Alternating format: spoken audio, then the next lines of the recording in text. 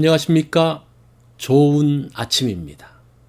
오늘도 여호와의 회의에 오신 분들을 환영합니다. 이번 한 주간이 또 새롭게 시작되어졌습니다. 이번 주간에 주시는 하나님의 말씀을 우리 또 듣기를 원합니다.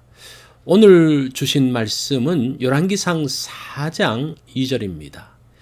이 말씀을 제가 받들어 읽습니다. 그의 신하들은 이러하니라. 사독의 아들 아사리야는 제사장이요. 오늘 말씀의 제목은 솔로몬 내각입니다. 새로운 대통령이 선출되면 함께 일할 사람들을 세웁니다. 대통령이 세우는 총리, 장관들, 또 비서실장, 비서관들이 세워집니다. 그 사람들의 모습을 보면 지도자의 국정 방향을 알 수 있습니다. 1절과 2절 말씀을 봅니다. 솔로몬 왕이 온 이스라엘의 왕이 되었고 그의 신하들은 이러하니라. 솔로몬이 왕이 되고 난 다음 함께 일할 사람들을 세웁니다.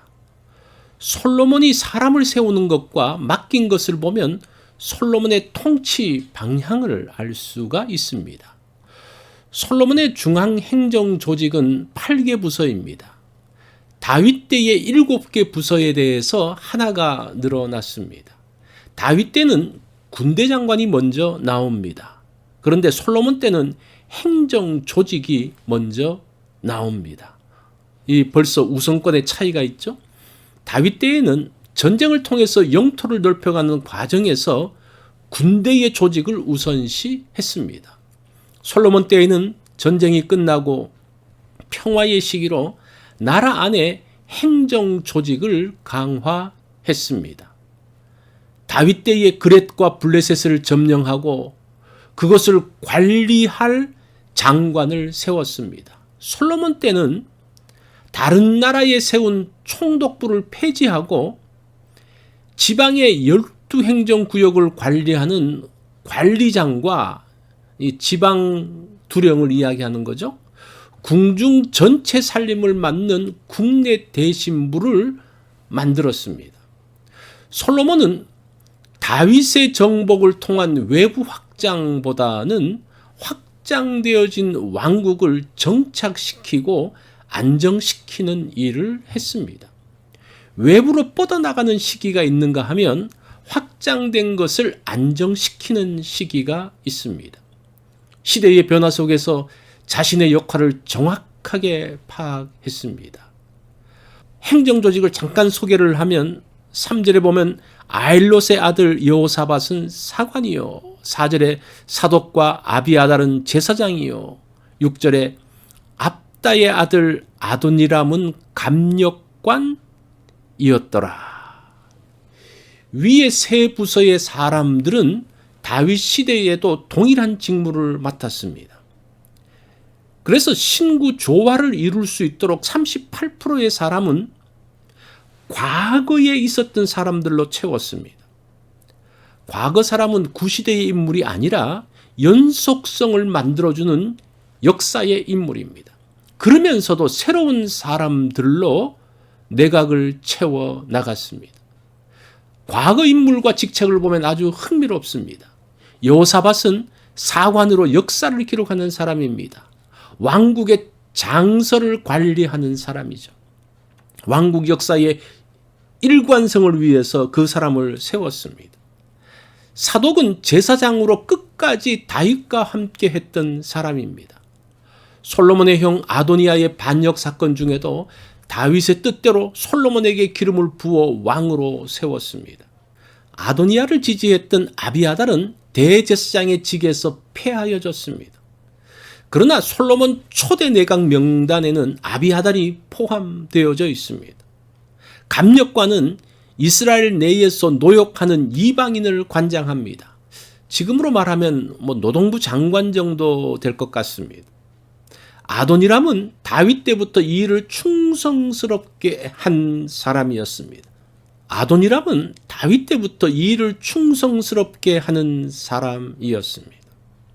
자, 7절을 보면 솔로몬이 또 온 이스라엘에 12지방 관장을 두매 그 사람들이 왕과 왕실을 위하여 양식을 공급하되 각기 1년에 한 달씩 양식을 공급하였으니 솔로몬의 왕실 물자를 조달하기 위해서 지방 조직을 12개로 만들어서 한 달에 한 곳에서 감당하게 했습니다. 이것은 솔로몬 왕국을 아주 강하게 만들었습니다. 각 지방도 1년에 한 달씩만 감당케 함으로 인해서 한 8% 정도의 의무를 감당하죠. 그래서 세금으로 고통당하지 않게 했습니다. 지방 관장 중에 2명이 솔로몬의 사위입니다. 다윗의 둘째 형인 아비나답의 아들에게 솔로몬의 딸 다밧을 주어서 가이사라 북쪽 지역에 있는 돌의 높은 땅을 다스리게 했습니다. 사독의 아들 아히마아스에게도 솔로몬은 딸 바스맛을 주었습니다. 갈릴리 북쪽 지역인 납달리의 지방 장관으로 세웠습니다. 솔로몬은 북쪽의 먼 지역에 딸과 사위를 보내서 이들 지역이 소외되지 않게 했습니다. 전 지역에 솔로몬의 손이 닿지 않는 곳이 없었습니다. 강한 나라, 안정된 나라는 그냥 만들어지지 않습니다. 지도자의 세심한 관리와 배려로 만들어집니다. 그럴 때에 나라가 하나가 될 수 있습니다.